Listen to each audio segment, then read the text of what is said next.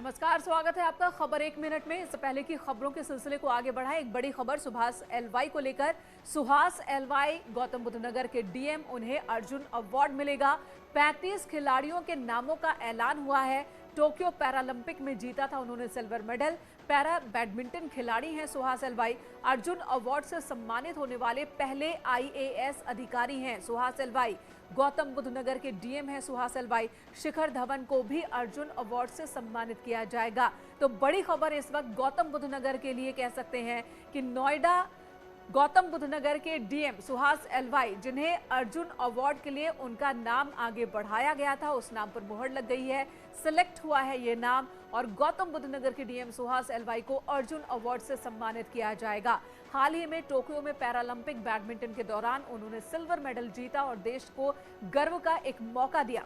सुहास एलवाई की ये तस्वीर आप उस वक्त की देख रहे हैं जब टोक्यो पैरालंपिक के बाद वो लौटे थे सिल्वर मेडल लेकर, देश का गौरव बढ़ाकर, और तब न्यूज़ 18 के दफ्तर में पहुंचे थे। ये तस्वीर इस वक्त आपके सामने। एक और उन्होंने कह सकते हैं गर्व का पल दिया है, आनंद का पल दिया है, खासकर उत्तर प्रदेश को।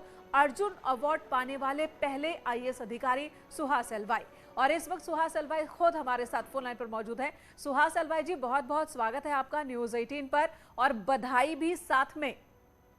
Thank you ma'am, thank you so much. और आपके माध्यम से सारे दर्शकों को भी मैं दीपावली की हार्दिक शुभकामनाएं देना चाहता हूं। मेरे लिए और खुशखबरी है कि आज अर्जुन अवार्ड अनाउंस हुई है और बहुत खुशी और गर्व महसूस होता है। बचपन में अर्जुन के बारे में सुनते थे, कैसे अर्जुन ने तीर चलाई थी और मछली की आंख में लगी थी। तो मेरा सपना था कि पैरालंपिक मेडल जीतना है और साथ में अर्जुन अवार्ड जीतना है, और भगवान ने वो सपना आज पूरा किया। तो मैं बहुत खुश और गौरवान्वित महसूस करता हूँ और भगवान को धन्यवाद देना चाहता हूँ। बिल्कुल। और सुहास एलवाई, जिस तरीके से टोक्यो पैरालंपिक, इससे पहले भी आपने कई मेडल भारत के लिए जीते, एशिया की मैच के दौरान भी, और अब टोक्यो पैरालंपिक के बाद एक जो गर्व का क्षण आप दे रहे हैं उत्तर प्रदेश को, तो इसके लिए हमारी तरफ से शुभकामनाएं भी और धन्यवाद भी। लेकिन ये बताइएगा कि अब अर्जुन अवार्ड में नाम सेलेक्ट हो गया है, दिवाली इस बार और भी ज्यादा खुशियों वाली होने वाली है।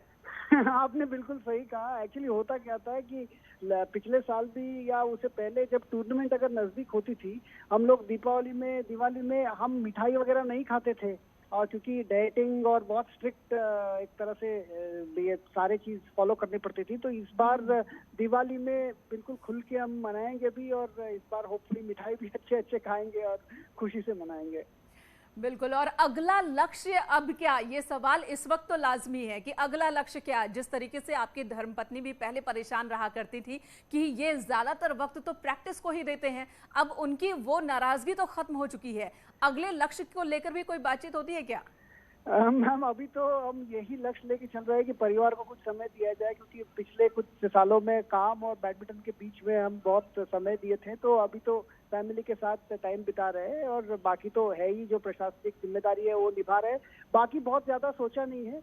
जैसे देखते हैं कि अगर भगवान यहाँ तक लाया है तो आगे भी जहाँ ले जाएगा ठीक ही लाएगा। तो एक एक कदम रखते जाएंगे, तो जहाँ भी डेस्टिनी रखी है तो अच्छा ही होगा।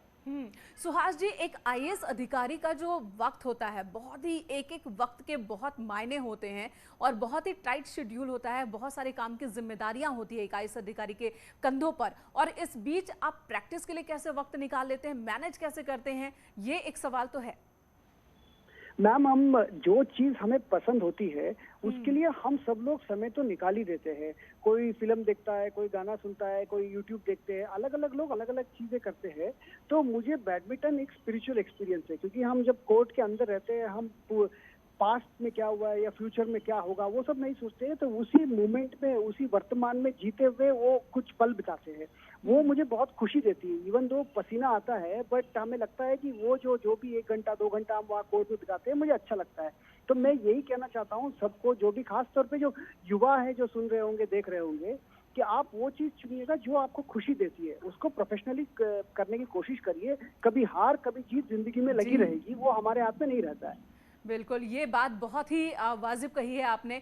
धन्यवाद आपका न्यूज़ 18 से बात करने के लिए, और एक बार फिर से भविष्य के लिए बहुत सारी शुभकामनाएं।